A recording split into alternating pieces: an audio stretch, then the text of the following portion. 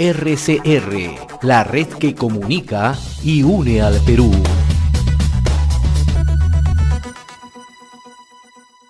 Vamos a comenzar la presente edición con un contacto desde Arequipa, porque poca atención se le está tomando también un certamen de mucha trascendencia, de mucha importancia, como es el Congreso Iberoamericano de Derecho Constitucional, ¿no?, cuya sede es la Universidad Católica Santa María en Arequipa, ¿no? Están participando más de 100 juristas y constitucionalistas de 18 naciones de Europa y América Latina, ¿no?, y también de nuestro país, los más reconocidos constitucionalistas, y se están abordando temas como justicia constitucional, la crisis de la democracia en América Latina, pero también temas que están vinculados a la descentralización y al tema constitucional, ¿no? No está alejado de lo que está ocurriendo en nuestro país. 15º Congreso Iberoamericano de Derecho Constitucional. Vamos a conversar precisamente sobre este tema con el doctor Ángel Delgado Silva, jurista, constitucionalista, docente universitario, a quien le agradecemos la amabilidad de compartir esta comunicación. Qué gusto saludarlo, doctor Ángel Delgado, muy amable. Muy buenos días, muy agradecido a esta entrevista y un saludo a a todo el Perú que nos está escuchando por la coordinadora de radios, y decirles pues que muy contento y agradecido de poder compartir la información y las preguntas que ustedes tengan a bien plantear. Usted se encuentra en Arequipa. Yo mencionaba que Arequipa es la sede, la Universidad Católica Santa María, de este 15º Congreso Iberoamericano de Derecho Constitucional, ¿no?, que tiene una importancia fundamental, no solamente en el ámbito de la constitucional, sino también porque se están analizando temas vinculantes, ¿no?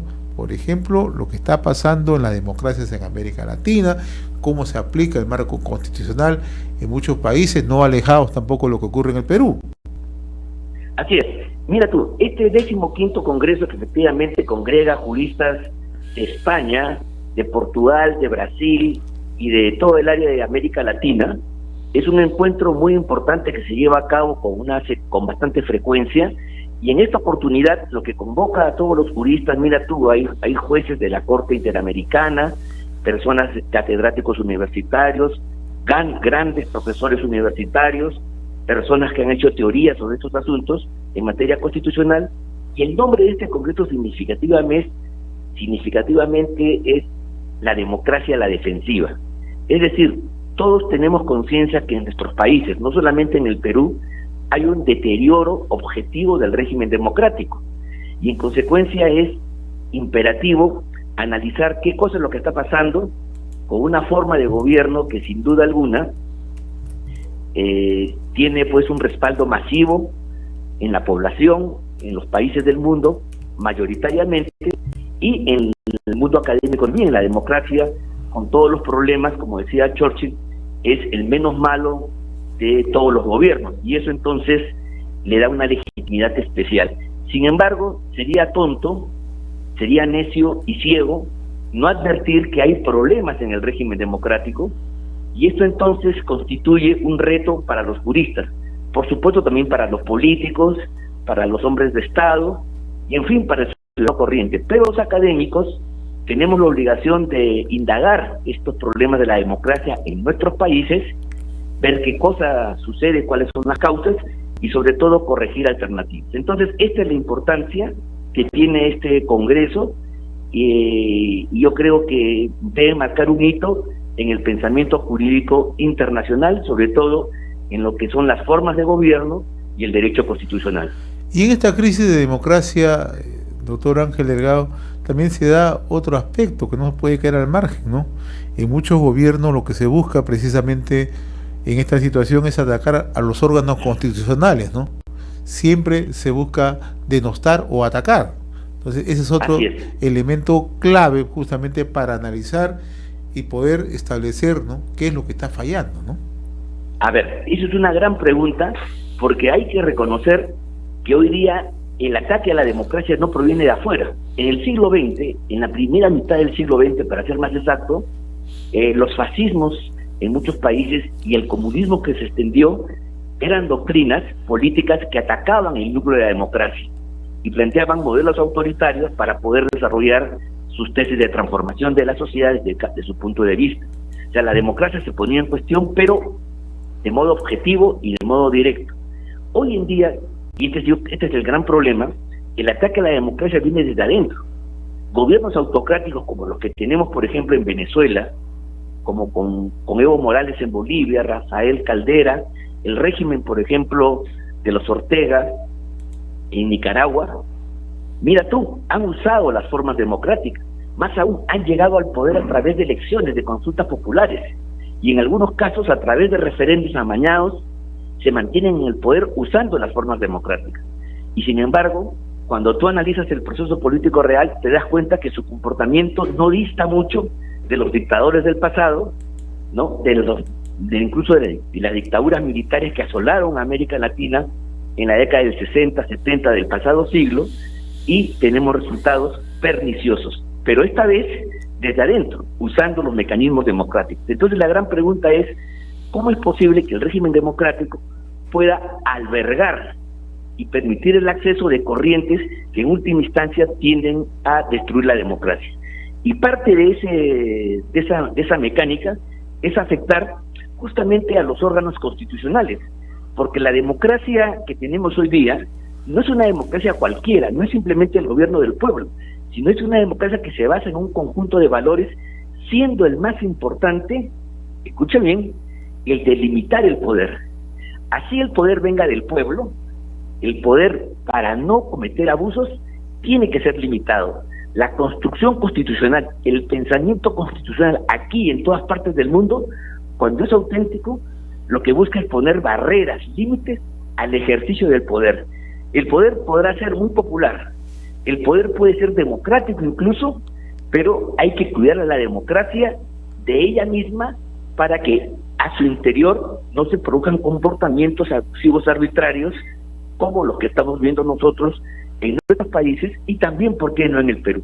De eso se trata entonces. Entonces, por eso es que esta forma de ver la democracia, de estos nuevos populismos autoritarios, es reivindicar a un pueblo absoluto, mira tú, como se reivindicaba al monarca absoluto en los tiempos del antiguo régimen, y se ataca a los sistemas judiciales, a los sistemas que limitan el poder, al modelo liberal que asegura un campo de derechos para las personas, diciendo que son barreras y límites que defienden a los propietarios, a los oligarcas, a un régimen de explotación, y entonces la democracia que ellos propenden es una que va a destruir esas barreras que están garantizando un régimen de opresión, porque para hay concepciones, la democracia, mira tú, ha permitido, sobre todo en su versión liberal, la defensa y el establecimiento de un régimen de opresión.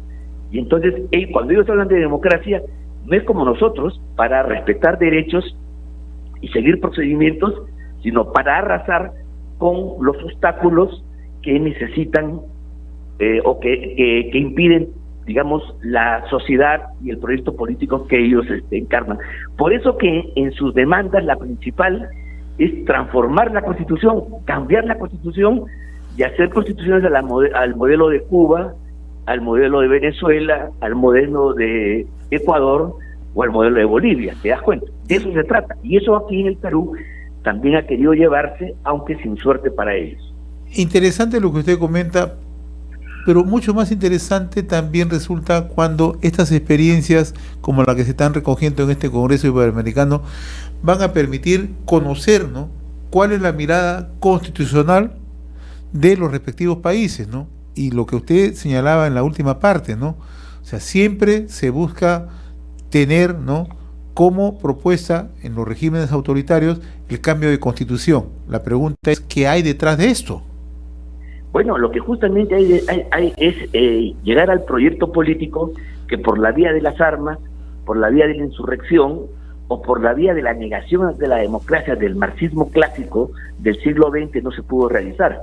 Entonces, ahora con sutileza, los defensores, si tú escuchas hablar a Morales, a Rafael Correa, a las autoridades chilenas con Boric a la cabeza, ellos son los campeones de la democracia. Ellos se arrogan para sí la defensa de la democracia y consideran que el régimen capitalista, oligárquico, colonial, como le llaman, limita la democracia. Entonces ellos son defensores de una democracia a ultranza, de una democracia que rompa los límites, que rompa las fronteras para darle la felicidad al país. Pero estas bonitas palabras, que repito, encandilan a mucha gente, en el fondo es la transformación de un régimen de equilibrios donde los derechos de las personas, como la libertad, como la propiedad, como la vida, se ponen en cuestión al servicio de una causa que ellos consideran superior y mayor, que es la sociedad pues socialista, comunista, que si bien no la dicen en esos términos, porque ellos utilizan otro concepto, una sociedad autoemancipada, y la lucha es por la emancipación. Entonces, bueno, ¿quién podría estar en contra de eso?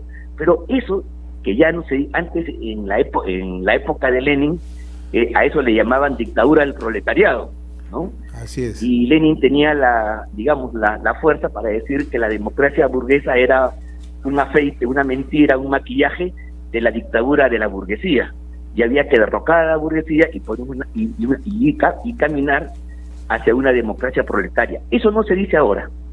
Ese lenguaje ha sido erradicado. Tú no lo vas a escuchar en ninguno de los representantes del Foro de Sao Paulo ni del Grupo de Puebla, pero con una serie de argucias, con un cambio en el lenguaje, los significados siguen siendo ir a modelos de sociedad como el de Venezuela, como el de Cuba, el Nicaragua, donde las libertades están sometidas, y además una gestión que ha llevado al fracaso rotundo, como es el caso venezolano, sin duda alguna, o regímenes autoritarios que ya duran más de 60 años, como el que hay en la isla de Cuba. Permítame abordar otro tema, con la disculpa del caso, porque le estoy robando unos minutos. Sé que usted va a participar en las conferencias magistrales, en las exposiciones, en este Congreso Iberoamericano, ¿no? Ayer conversábamos con el expresidente del Tribunal Constitucional, Ernesto Blume Fortini, ¿no? Y él ha mostrado su preocupación. Está aquí. Sí, está. Y hay un conjunto de constitucionalistas destacados, lo más destacado, lo más graneado está en Arequipa en este momento, tengo entendido. Ayer el doctor Blume Fortini nos decía, muy preocupado, sobre un tema que hace unos días se ha venido abordando, ¿no? La Superintendencia Nacional de Educación Superior Universitaria, SUNEDU, pretende desacatar una ley del Congreso de la República, ¿no? Y según lo que explicaba el doctor Blume, ¿no?, que una ley del Parlamento no puede ser suspendida por un juez, y los responsables de este hecho tendrían que responder porque es un hecho ilícito, ¿no? Me gustaría conocer su opinión, por favor. Bueno, yo coincido con el doctor Blume, es un tema que lo hemos conversado de tiempo atrás. Primero porque las universidades se rigen por un principio que está establecido en la Constitución, en el artículo 18, que dice que las universidades son entidades autónomas, y la autonomía significa autogobernarse en lo académico, en lo administrativo, en su régimen de gobierno. Y eso es lo que justamente, el Congreso de la República, por mayoría, ha logrado asentar como un principio fundamental contra contenidos de la ley universitaria anterior, ¿no?, que a nuestro juicio menoscababan estos derechos.